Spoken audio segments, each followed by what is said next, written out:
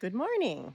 Well, you guys all spent your morning cooking, so I decided that the least I could do was to give you some explanation about what I thought about how everything looked. And it all looked great, I would like to say. I'm very hungry and I'm going to be very disappointed with my own breakfast, but such is a pandemic. So we had 9 entries, and I hope you can see everybody's entry. Anyway, I'm just going to go in order of how they came to me. So first of all, we had the leek and bacon quiche. I thought that was a really nice and accessible weekend brunch. It looked delicious, comfortable, but yummy. The crust looked really flaky, but very moist. I thought the salad was a nice accompaniment, and I thought that the avocados looked fantastic, like they would just melt in your mouth with a bite of quiche. Of course, the wine was a nice touch, especially being that it's not yet 10 o'clock here in our time zone. Looks like a great breakfast / brunch. Second one was the old-fashioned vegetable egg and cheese burrito. Composition looked really good, held together very well. It's hard to keep a vegetable burrito, I think, to hold together nicely. I like the assortment of vegetables. It just looked like a very solid choice for Saturday morning breakfast. Third was the traditional American breakfast. Fantastic presentation. That could have been served at any of our favorite diners. I think anybody would be delighted to get that served to you. I love the matching Colorado mugs. Nice touch there. The potatoes were beautifully cut. I really liked it. I thought that was interesting, and they looked like they were done very nicely. Good choice of bacon there. The best kind to me, a nice thick bacon. And the bread, I would prefer a thicker bread, but hey, we're in a pandemic. We do what we can, right? Anyway, all in all, looked like a very delicious breakfast. Third was the vanilla butter apple galette with the homemade yogurt topping. Again, beautiful presentation. Clearly a technical, high skill kind of a breakfast. That crust looked like it was done to perfection. It was definitely the most eye-popping, I think, of all of the entries. It had a big wow factor. And after my own heart was that homemade yogurt. It looked delicious. Fifth was the wild turkey medallions with a vegetable medley featuring asparagus, portobello, and an over easy egg.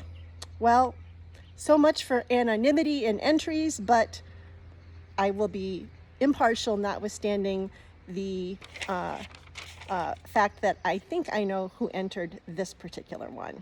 Anyway, haha.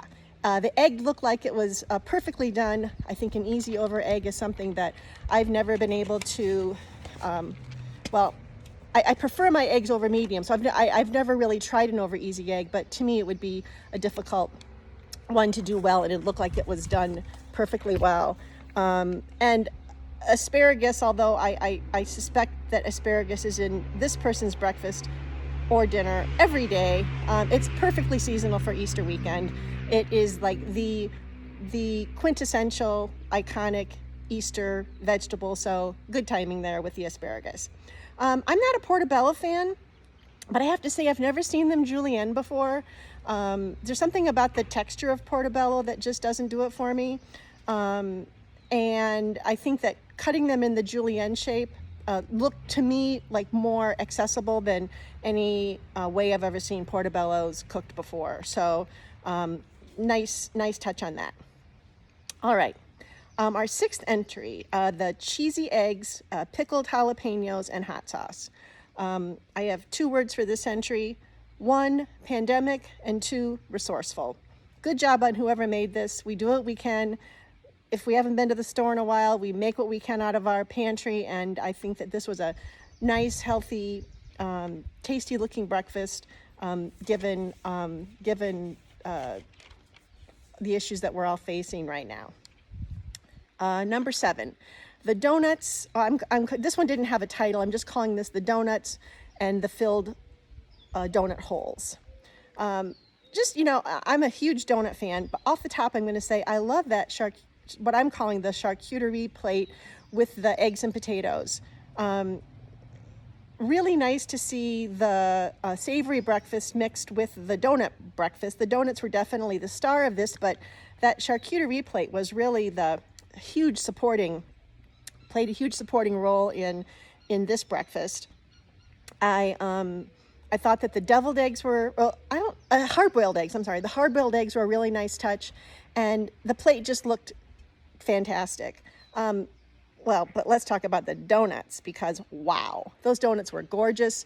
I love the variety. The holes also looked amazing. They both looked like they had a great consistency and a good bite. I want this breakfast. That's all I have to say. All right, number 8. The donuts, again, this one didn't have a title, so I'm calling this, because Kathy told me this is what it was. I asked Kathy about this one, and I'm just going to credit her with the title of The Donuts and the Failed Donut. First of all, again, I love donuts, and hooray for everybody who tries to make a donut. I've never attempted. It can't be easy, and these donuts, even though perhaps they didn't turn out the way that the chef intended, they looked like they would be delicious. That glaze was really nice. It looked very smooth and like it covered the donuts well. Looked delicious. Whoever made this, keep working at it. I hope you enjoyed these, by the way, because they looked fantastic, but good on you for trying to make a donut. And finally, we have the cornmeal waffle with a mixed berry compote. By the way, this is entry number 9, mixed berry compote and homemade whipped cream. Hey, a cornmeal waffle. Not sure I've ever heard of that, but what an interesting idea. I've had cornmeal pancakes, and they're fantastic. I imagine that this tastes delicious. Really nice shape and body to the waffle. Everything on it, and by the way, there was also banana in it. Just looked fantastic, like it would melt in your mouth, and I'm sure that this was a delicious breakfast.